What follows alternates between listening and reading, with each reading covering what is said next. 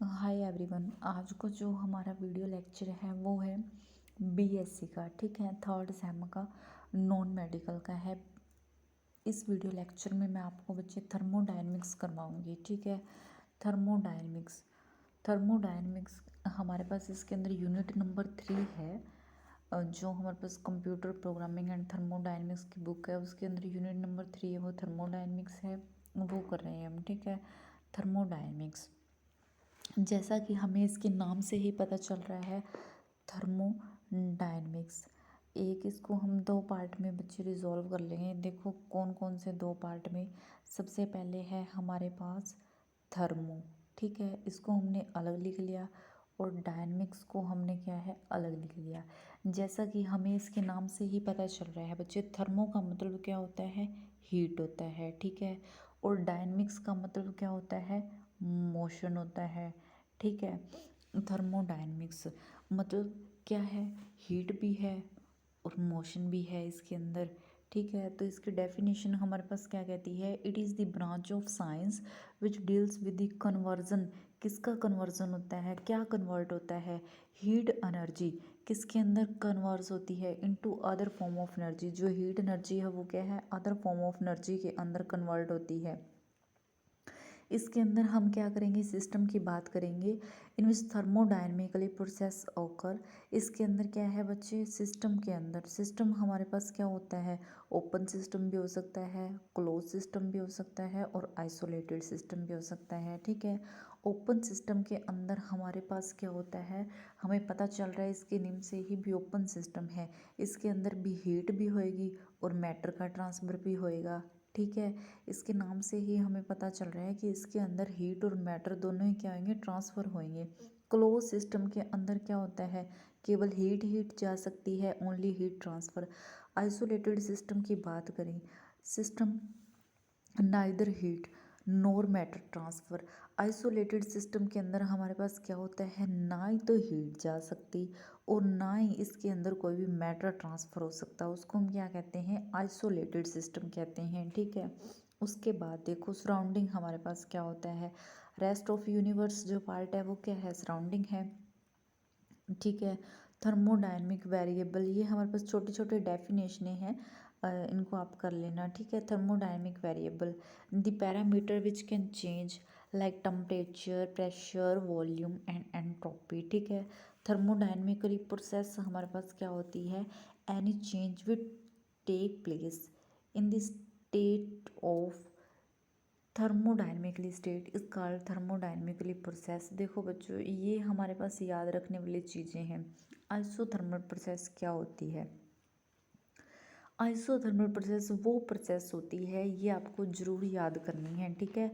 ये बहुत इम्पॉर्टेंट है, मतलब कि इनका आगे यूज़ होएगा इसीलिए इम्पॉर्टेंट है। आइसोथर्मल प्रोसेस वो होती है बच्चे जिसके अंदर हमेशा क्या रहता है, जो टेम्परेचर है वो हमेशा क्या रहता है, कांस्टेंट रहता है, यानी कि जो dt है वो इक्वल टू क्या होता है, ज़ीरो होता है, ठीक है। इसके अंदर हम क्या कहेंगे, आइसोथर्मल प्रोसेस कौन सी होती है, if during the process temperature remains constant is called isothermal process. PV is equal to क्या है, कांस्टेंट है। आइसोबारिक प्रोसेस वो प्रोसेस होती है जिसके अंदर हमारे पास प्रेशर रिमेन्स क्या रहता है, कांस्टेंट रहता है। If during the process pressure remains constant is called isobaric process, ठीक है। आइसोक्लोरिक प्रोसेस हमारे पास वो प्रोसेस होती है जिसके अंदर हमारे पास क्या है बच्चे, आइसोक्लोरिक प्रोसेस वो प्रोसेस होती है जिसके अंदर हमारे पास क्या है, if during the process volume remains constant, जिसके अंदर वॉल्यूम रिमेन्स कांस्टेंट रहता है, वो आइसोक्लोरिक प्रोसेस होती है। एडियाबैटिक प्रोसेस वो प्रोसेस होती है जिसके अंदर हमारे पास क्या है, ऐसी प्रोसेस होती है जो रिमेन्स कांस्टेंट रहती है, उसके अंदर एंट्रोपी, या फिर इसकी हम अनदर डेफिनेशन की बात करें तो if during the process no transfer of heat from the system to surrounding and nor from the surrounding to system, ना तो इसके अंदर से हीट मतलब आ सकती है और ना ही अंदर से बाहर जा सकती है, ठीक है। ये कुछ डेफिनेशन सी थी, इनको आप याद कर लेना, इनके आगे यूज़ होएगा, ठीक है। नेक्स्ट है हमारे पास रिवर्सिबल प्रोसेस क्या होती है और इरिवर्सिबल प्रोसेस क्या होती है। देखो रिवर्सिबल प्रोसेस बच्चे कोई भी चीज़ है यूनिवर्स के अंदर, रिवर्सिबल प्रोसेस की मैं बात कर रही हूँ। रिवर्सिबल प्रोसेस क्या होती है, बहुत ही स्लो प्रोसेस होती है, ठीक है। आप इसको ऐसे भी लिख सकते हो, reversible process is very slow process. Infinitely क्या होती है, ये इनफाइनाइटली होती है, ठीक है। इनफाइनाइट टाइम लगता है, वेरी स्लो तो होती है। सेकंड पॉइंट की मैं बात करूँ तो वो क्या होता है, उसके ऊपर इनफाइनाइट क्या लगता है, टाइम लगता है, यानी कि वो इनफाइनाइट टाइम तक ही चलती रहती है, ठीक है। ऐसे प्रोसेस को हम क्या कहते हैं, रिवर्सिबल प्रोसेस। अगर मैं इरिवर्सिबल प्रोसेस की बात करूं तो इरिवर्सिबल प्रोसेस क्या होती है, बहुत ज़्यादा क्या होती है, फास्ट प्रोसेस होती है। ये क्या होती है, बहुत ज़्यादा फास्ट प्रोसेस होती है। और ये क्या होती है, फाइनाइट टाइम होता है, इसके अंदर क्या होता है, फाइनाइट टाइम होता है। अगर मैं इसके अंदर कुछ भी एग्जांपल देखो, इसके अंदर इरिवर्सिबल का हम एग्जांपल की बात करूं, जैसे पहाड़ों से पानी का एकदम से नीचे आना, तो वो इरिवर्सिबल प्रोसेस है। जैसे मेरे पास ये कोई भी एक पेन है, इसको मैं ऊपर से नीचे सरफेस के ऊपर फेंक रही हूँ यहाँ पे, तो ये कुछ टाइम मिनट में नीचे आ जाएगा, इसके ऊपर कोई टाइम नहीं लगेगा, मतलब बहुत कम टाइम में ये क्या आ जाएगा, नीचे आ जाएगा। कुछ इसका फाइनाइट टाइम ही होएगा। तो ऐसी प्रोसेस को इरिवर्सिबल प्रोसेस कहते हैं, ठीक है। यूनिवर्स के अंदर क्या होता है, जो इरिवर्सिबल प्रोसेस है वो ज़्यादा होती हैं, रिवर्सिबल प्रोसेस तो बहुत रेयर चांस होते हैं। जो हम ऑलमोस्ट देखते हैं वो रिवर्सिबल प्रोसेस ही होती हैं, ठीक है। ऊपर से नीचे गिरना, कोई भी चीज़ का बॉल का ऊपर से नीचे गिरना, हाँ ये भी रिवर्सिबल प्रोसेस है, ठीक है। ये सारे रिवर्सिबल के अंदर आते हैं, जिनके अंदर क्या है, बहुत ज़्यादा वेरी फास्ट प्रोसेस होती हैं, वो इरिवर्सिबल प्रोसेस होती हैं, जो बहुत ज़्यादा क्या होती हैं, फास्ट होती हैं। वो क्या होती हैं, जो बहुत ज़्यादा फास्ट होती हैं, वो इरिवर्सिबल प्रोसेस होती हैं, ठीक है। ये हमारे पास इनकी डेफिनेशन दी हुई है, आप ये देख लेना। उसके बाद ये हमारे पास इम्पॉर्टेंट है बच्चे, zeroth law of thermodynamics. Zeroth law of thermodynamics हमारे पास क्या कहता है, हम इसके अंदर क्या ले लेंगे, जैसे कि 3 बॉडीज़ ले लेंगे, ठीक है, ए बी और सी। ये मैंने 3 क्या ले ली, इसके अंदर 3 बॉडीज़ ले ली, ए बी और सी। ए का सी की तरफ आना, यहाँ पर हमारे पास क्या हो रहा है, जो हीट है बच्चे, ठीक है, जो हीट है वो क्या है, हाई टेम्परेचर से लो टेम्परेचर की ओर आ रही है। सेम टाइम है, लेकिन क्या आ रही है, हाई टेम्परेचर से क्या आ रही है, हमारे पास लो टेम्परेचर की ओर आ रही है। ए से सी की बात करूँ तो मैं, ठीक है। तो इसके अंदर बी से सी है, ये मेरे पास क्या है, थर्मल इक्विलिब्रियम हो रहा है। इसके अंदर भी क्या है, थर्मल इक्विलिब्रियम हो रहा है, high temperature to low pressure. इसके अंदर भी थर्मल इक्विलिब्रियम हो रहा है हमारे पास। और उस प्रोसेस के अंदर भी क्या हो रहा था, थर्मल इक्विलिब्रियम हो रहा था। मतलब थर्मल इक्विलिब्रियम तो दोनों में ही हो रहा है, ठीक है। इफ़ टू सिस्टम, आगे देखो, 2 सिस्टम है, उन दोनों के अंदर क्या हो रहा है, हमारे पास थर्मल इक्विलिब्रियम। तो देखो, अगर हमारे पास ए और बी इक्वल हैं, बी और सी इक्वल हैं, एग्जैक्ट सी बात है, हमारे पास ए बी भी इक्वल होएंगे, ठीक है। अगर मैं आगे इसकी डेफिनेशन की बात करूं, ये आपको समझ में आ गया होगा, ठीक है। आगे डेफिनेशन की बात करूं तो इसके अंदर है, if two system are separately in thermal equilibrium. कोई भी हमारे पास 2 सिस्टम हैं, जो मैंने आपको बताया, ए और बी, ये हमारे पास दोनों के दोनों क्या हैं, थर्मल इक्विलिब्रियम के अंदर हैं। यानी कि इसके अंदर क्या हो रहा है, जो हीट है वो हाई टेम्परेचर से क्या जा रही है, लो टेम्परेचर की ओर जा रही है, ठीक है। With of the third one, with of the third one, ये थर्ड है, तो हमें पता है अगर ये इक्वल है बी, तो बी सी भी इक्वल होएगा और सी ए भी इक्वल होएगा, ठीक है। यही बात कहता है कि with a third one then they are in the thermal equilibrium. अगर ए और बी थर्मल इक्विलिब्रियम के अंदर हैं हमारे पास, ऐसे है, अगर ए और बी, यहाँ पे बी लिख रही हूँ, चलो मैं, यहाँ पे हमने देखो, अगर ये क्या कहता है हमारे पास, देखो, ए और बी, ए और बी हमारे पास क्या है, जैसे कि देखो आप, ए है, बी है और सी है। अगर ए और सी थर्मल इक्विलिब्रियम के अंदर हैं, बी और सी भी थर्मल इक्विलिब्रियम के अंदर हैं, तो कॉमन सी बात है, ए और बी भी थर्मल इक्विलिब्रियम के अंदर होंगे। ये कहता है कि जो थर्ड वन है वो भी थर्मल इक्विलिब्रियम के अंदर होएगी, ठीक है। इसके अंदर हम टेम्परेचर लेके चले थे, T1 T2 और T3। T1 किसके इक्वल था, हमने कहा T3 के। T2 किसके इक्वल था, T3 के। Then according to zeroth law of thermodynamics, zeroth law of thermodynamics ये ही कहता है कि अगर दो ए और हमारे पास सी की वैल्यू इक्वल है और बी और सी की वैल्यू इक्वल है, अगर दो साइड्स हमारे पास इक्वल हैं तो ये हमें पता है कि थर्ड साइड भी उस साइड्स की इक्वल होएगी। यही जीरोथ लॉ ऑफ थर्मोडायनेमिक्स कहता है कि T1 और T2 भी इसी लिए इक्वल होंगे। अब देखो थर्मल इक्विलिब्रियम की हम बार बार बात कर रहे हैं, तो थर्मल इक्विलिब्रियम बताया क्या होता है, इस system is said to be thermal equilibrium if the temperature of various part in the system is same. Various part में टेम्परेचर क्या रहा है, सेम रहा है। The temperature of system and surrounding should be also same, जो temperature system के अंदर है और सराउंडिंग के अंदर है वो शुड बी रिमेन्स क्या रहेगा, सेम रहेगा। नेक्स्ट हम बात करते हैं फर्स्ट लॉ ऑफ थर्मोडायनेमिक्स। हमारे पास क्या होता है, according to this law the work and energy are in interconvertible. Interconvertible का मतलब वो चेंज नहीं होते।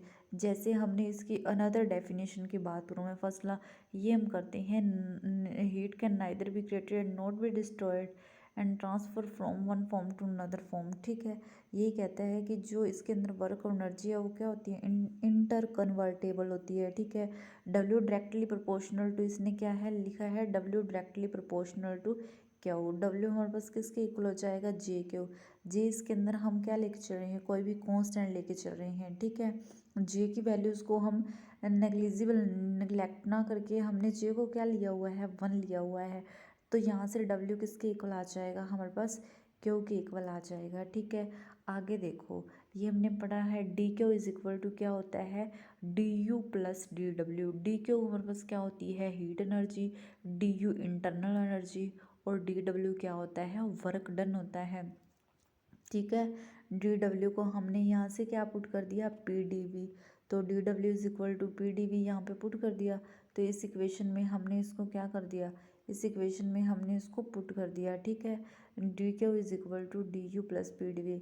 हमने कहा था आइसोथर्मल प्रोसेस, मैंने आपको बताई थी पीछे जब मैंने डेफिनेशन अभी करवाई है, तो मैंने आइसोथर्मल प्रोसेस के अंदर आपको यही कहा था कि इसके अंदर टेम्परेचर, आइसोथर्मल प्रोसेस आपको याद होगी, मैंने आइसोथर्मल प्रोसेस के अंदर यही कहा था कि जो टेम्परेचर है वो रिमेन्स क्या रहता है, आइसोथर्मल के अंदर कांस्टेंट रहता है।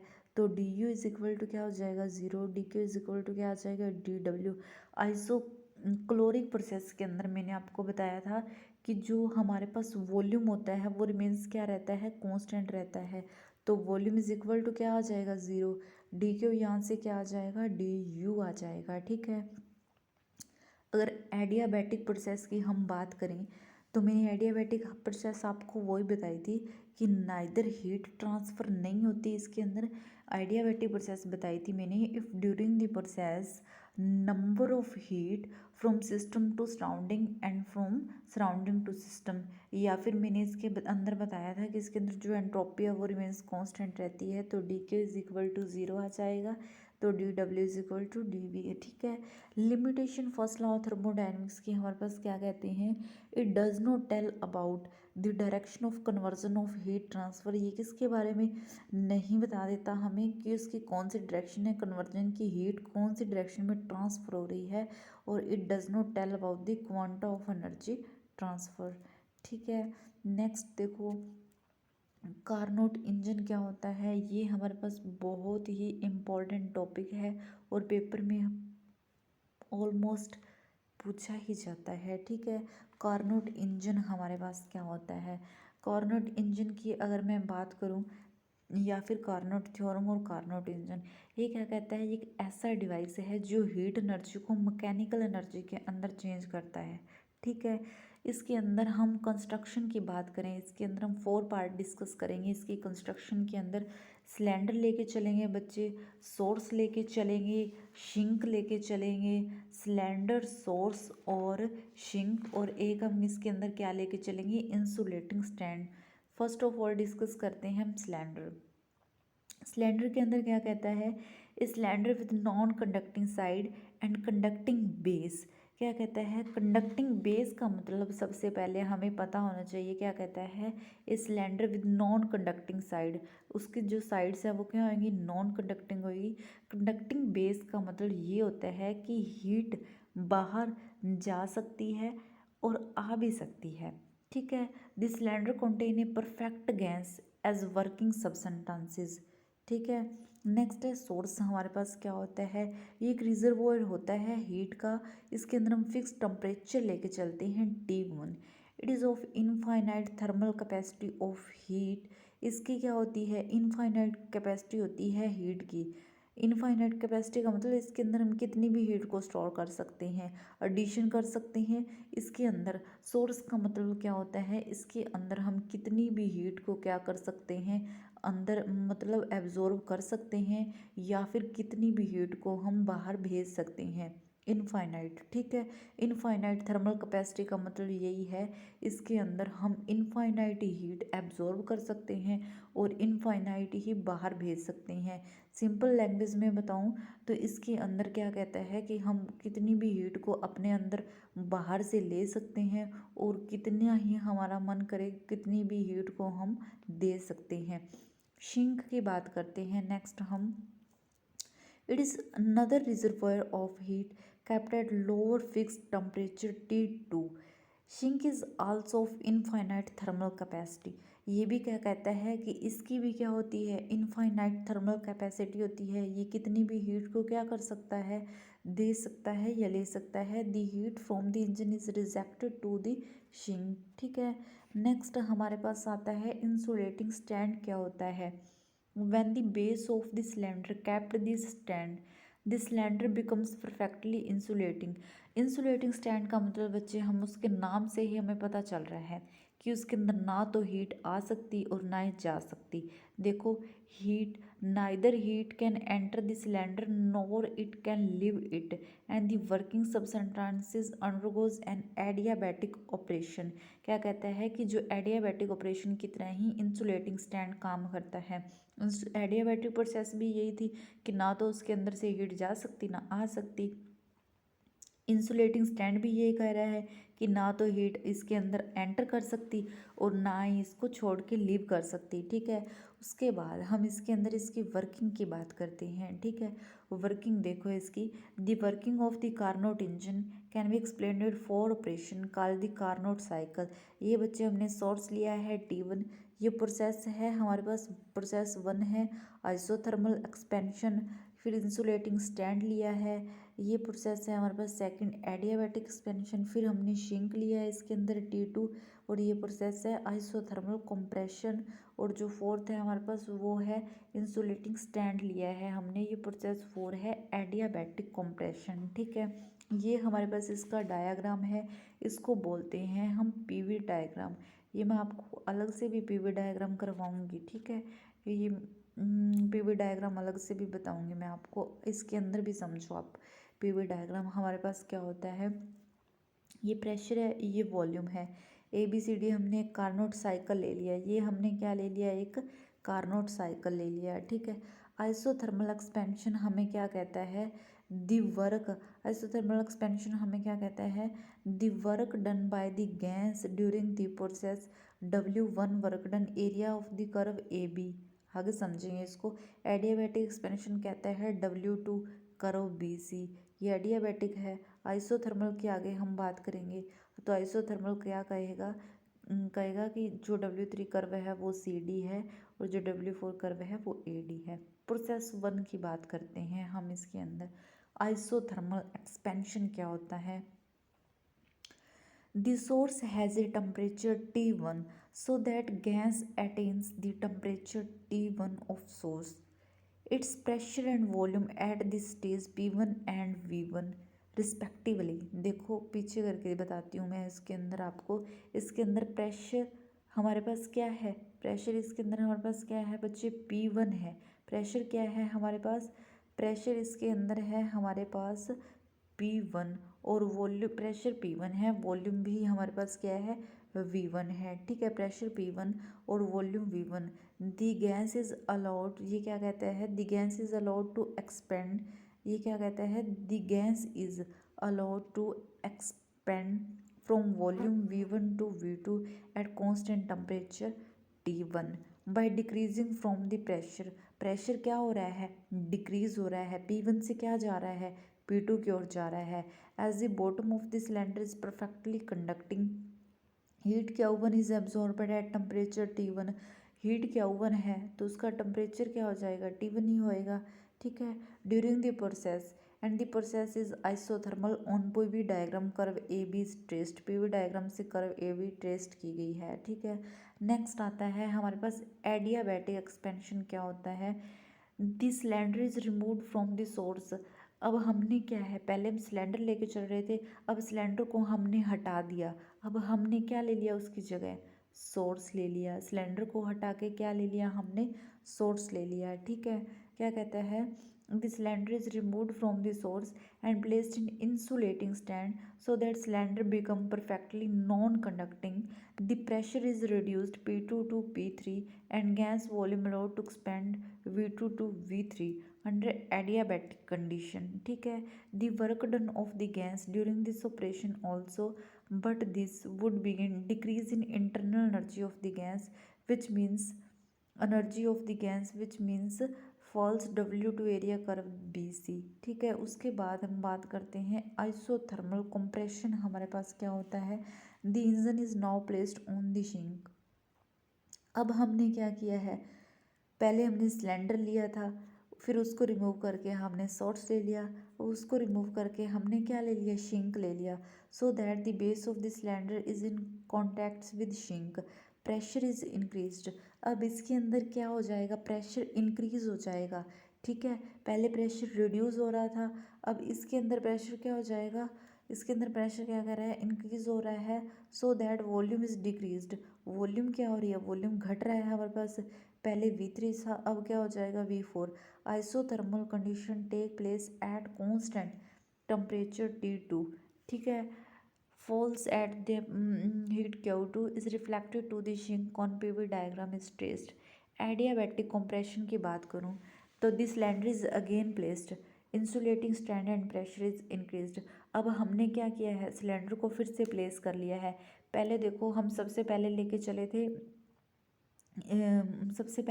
चले थे इसके अंदर सिलेंडर, ठीक है। फिर हमने ले लिया इसके अंदर सोर्स, फिर हमने सिंक ले लिया, फिर हमने इंसुलेटिंग स्टैंड ले लिया, and pressure is increased from P4 to P1। अब देखो प्रेशर इंक्रीज हो गया, P4 से कहाँ पर चला गया, P1 की तरफ, ठीक है। और वॉल्यूम डिक्रीज हो गया, वॉल्यूम क्या है, V4 to V1। Temperature will increase from T2 to T1 and the gas will returns back to its original value of pressure, volume and temperature on the PV diagram curve W4 under the curve. देखो अब net amount of work done की बात करें हम, तो हमारे पास क्या आ जाएगा, W1 + W2 माइनस हो जाएगा ये W3 W4। यहाँ पे देखो एरिया ऑफ ABCD साइकिल निकाल लिया, ठीक है। यहाँ पे उसके बाद इसकी एफिशिएंसी की बात करते हैं, ये बहुत इंपॉर्टेंट आती है, efficiency of the Carnot engine. The efficiency of the Carnot engine is defined as the ratio of output mechanical energy to input heat energy। नीटा क्या होता है, आउटपुट बाय इनपुट, तो W बाय Q1, ठीक है। Output वो थी जो हमने ली थी, और इनपुट हमारे पास क्या है, Q1 है। W is the work done है, Q1 हीट है हमारे पास, ठीक है। उसके बाद देखो नीटा होता है, इसको हम क्या बोलते हैं बच्चे, नीटा, ये क्या है, नीटा, ठीक है। नीटा हमारे पास किसके इक्वल है, Q1 माइनस Q2 अपन में Q1, तो W किसके इक्वल होता है, Q1 माइनस Q2 के, ठीक है। यहाँ से हमने W क्या है, Q1 माइनस Q2, तो यहाँ पे लिख दिया, अपन में Q1 है। यहाँ से देखो Q1 माइनस Q2 अपन में Q1 है। देखो इनको मैंने अलग अलग करके लिख दिया, कैसे लिखा है, Q1 अपन में Q1 माइनस Q2 अपन में Q1, ये कैंसिल आउट हो जाएंगे, ठीक है। हमारे पास क्या बच जाएगा, देखो 1 माइनस Q2 बाई Q1, ये रह जाएगा, ठीक है। उसके बाद बट लेकिन हमारे पास क्या कहता है, Q2 बाई Q1 और T2 by T1। Q2 by Q1 किसके इक्वल होता है, T2 बाई T1 के, तो यहाँ से नीटा किसके इक्वल आ जाएगा हमारे पास, 1 माइनस में T2 बाई T1, ठीक है। उसके बाद Carnot engine as a refrigerator, जो कार्नोट इंजन है वो रेफ्रिजरेटर की तरह कैसे काम करता है, the reversible process of Carnot engine is called as refrigerator. Source लेके चले हैं, इसके अंदर हम सिंक लेके चले हैं T2, सोर्स का टेम्परेचर T1 है, सिंक T2 है, ठीक है। क्या कहता है, when acting A refrigerator heat Q2 is absorbed from the sink and W is work done on the working substances. Heat Q1 is rejected to the source of high temperature. देखो Q2 plus W किसके equal है Q1 के। अगर मैं W की बात करूँ तो ये होता है हमारे पास कोफिशिएंट ऑफ टेम्परेचर के किसके इक्वल होता है Q2 बाई W के। तो W की वैल्यू ये है, तो ये हमारे पास T2 T1 माइनस T2। इस सारी इक्वेशन को मैंने क्या कर दिया, T1 से डिवाइड कर दिया, T1 से डिवाइड कर दिया तो ये आ जाएगा। और यहाँ पे जो K की वैल्यू है वो हमारे पास क्या आ जाएगी, 1 माइनस नीटा बाय में नीटा आ जाएगी। ठीक है, यहाँ तक किसी भी स्टूडेंट को कोई प्रॉब्लम है, ना समझ में आया हो तो प्लीज़ कमेंट करके ज़रूर बताना। ठीक है, आगे हम कंटिन्यू करेंगे थर्मोडायनेमिक्स को। ठीक है, थैंक्स ऑल ऑफ़ यू।